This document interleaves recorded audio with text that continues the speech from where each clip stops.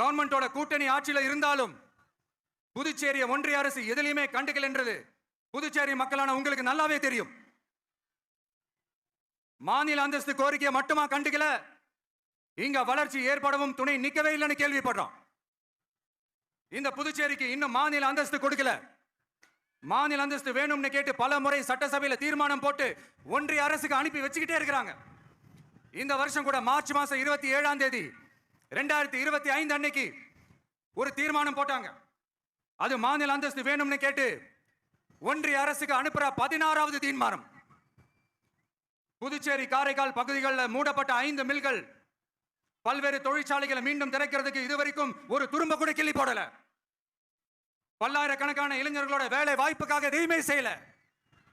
இங்க ஒரு IT company உருவாக்கணும்ன்ற எண்ணமே இல்ல. அதை பத்தி யார் பேசினாலும் அது அவங்க காதல விழவே விழல. இங்க ஒரு அமைச்சரை ஊழல் குற்றச்சாட்டுல பதவி விட்டு நீக்கப்பட்டு அந்த இடத்துக்கு இன்னொருத்தரை நியமிச்சு 200 நாள் ஆச்சு. இன்னும் அவருக்கு ஒரு இலாக்காவே தரல. இந்த செயல் சிறுபான்மை மக்களை அவமானப்படுத்துறதுன்னு அந்த மக்களே சொல்றாங்க.